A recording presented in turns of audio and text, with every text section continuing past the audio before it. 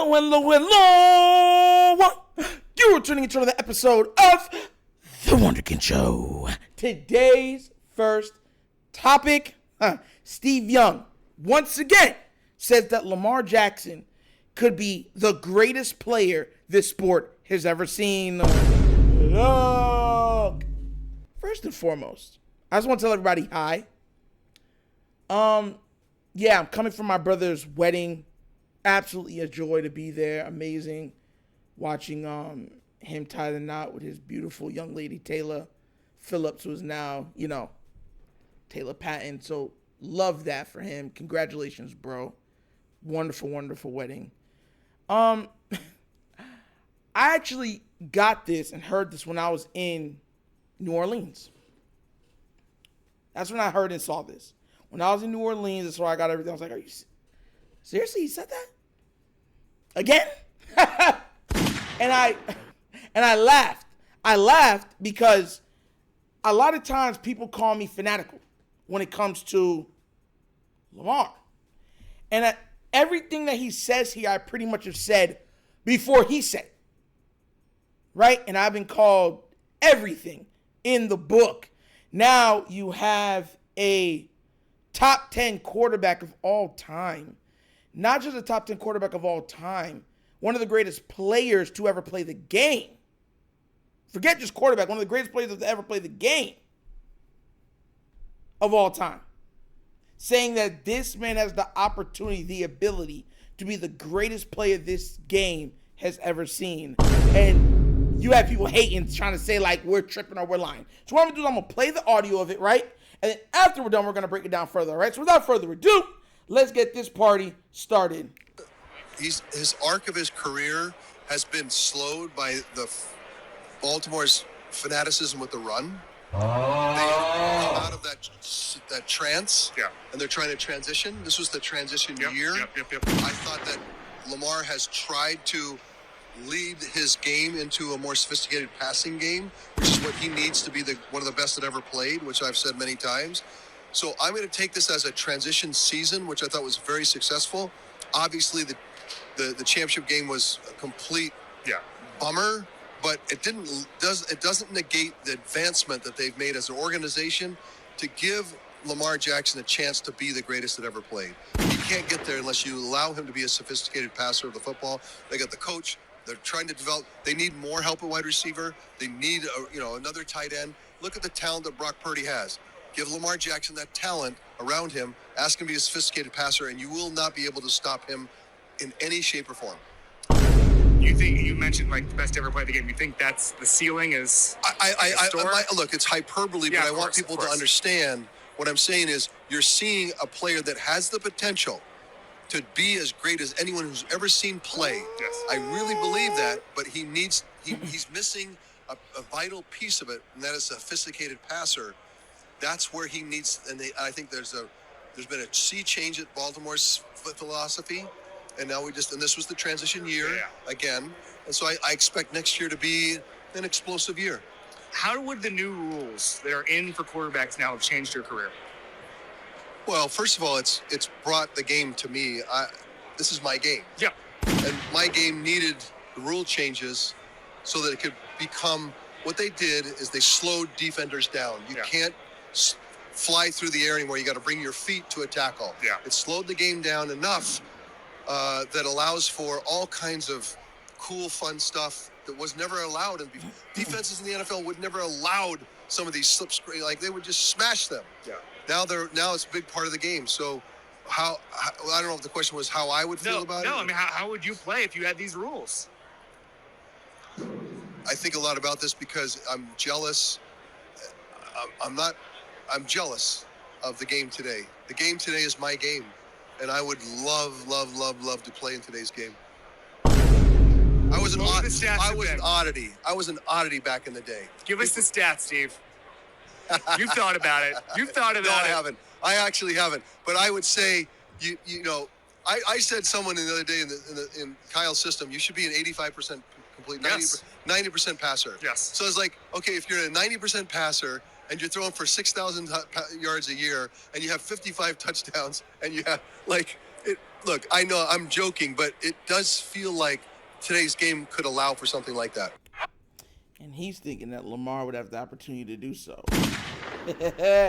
Look, I've been saying this, man. You don't have to be a rocket scientist to see that it's been Baltimore that has held back Lamar Jackson. I want y'all to understand this. In a run-first offense with Willie Snead as your best wide receiver, because everyone doesn't understand that, because Hollywood in the first year came and hobbled. He had 1 foot, and because of that, he was extra small because he couldn't train. The man threw for 36 touchdowns.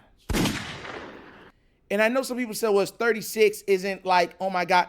He sat out an accumulation of about 2.5 NFL games because he was blowing out teams so bad.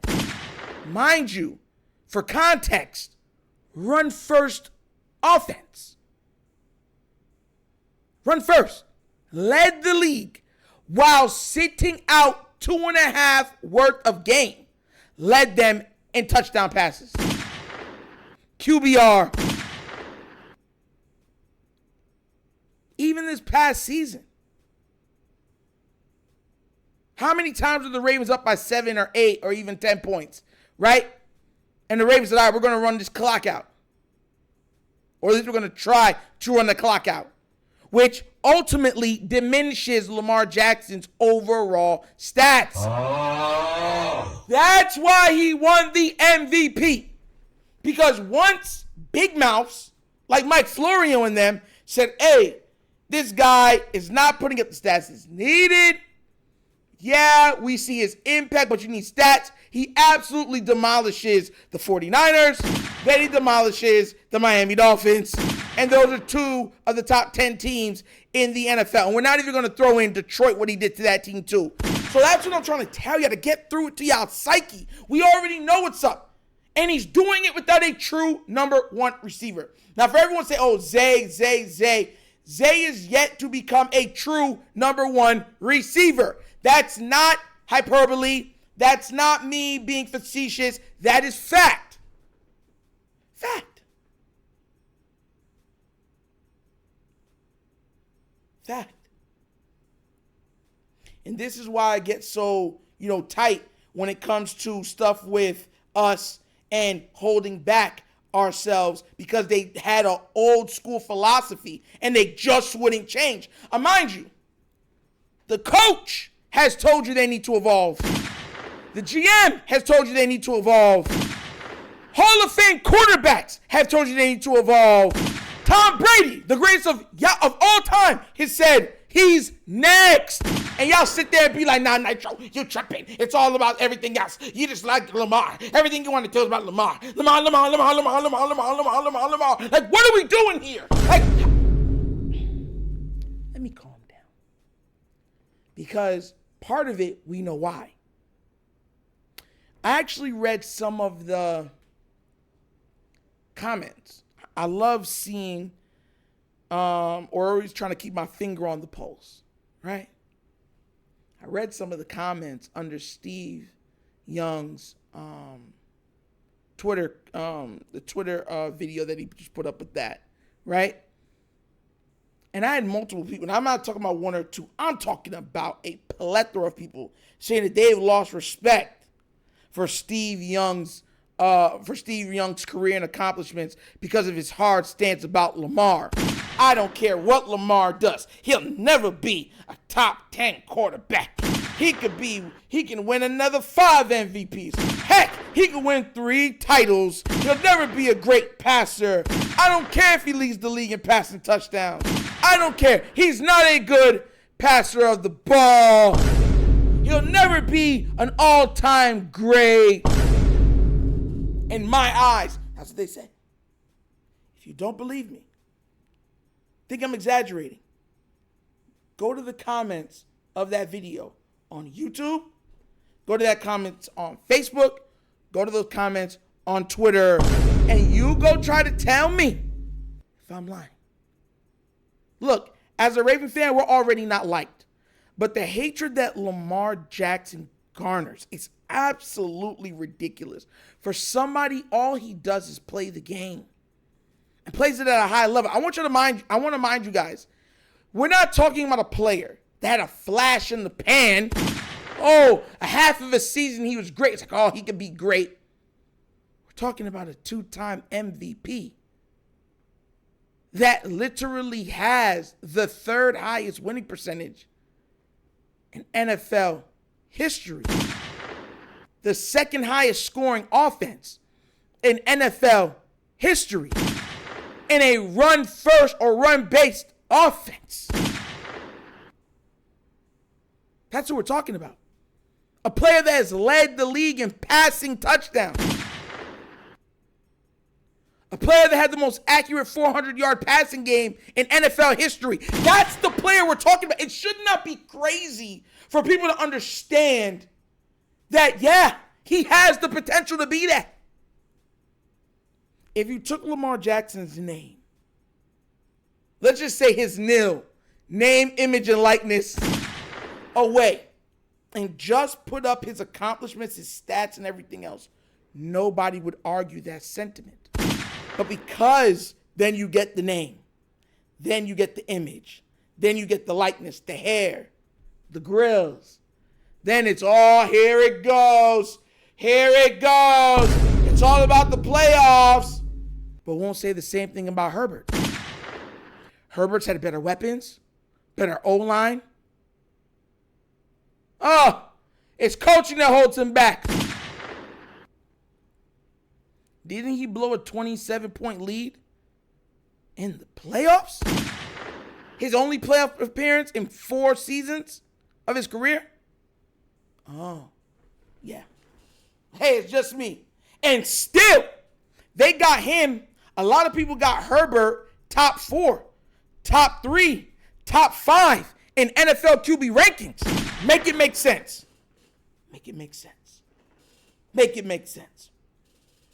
Even the Ravens had trouble paying Lamar. Look at your man out in Jacksonville just got paid. Mr. Chokeaholic. Mr. Long, blonde hair, Goldilocks. Rapunzel, let down your hair. No one bats an eye. They're allowed to get everything that's worth and what they want to worth. But hey, you should let Lamar Jackson graduate. He has to prove he can win. He has to prove he can stay healthy. He has to prove to be a better passer, a better decision maker, a better runner, a better GM, a better player, a better person. It's like, bro, let's be real. Let's be real.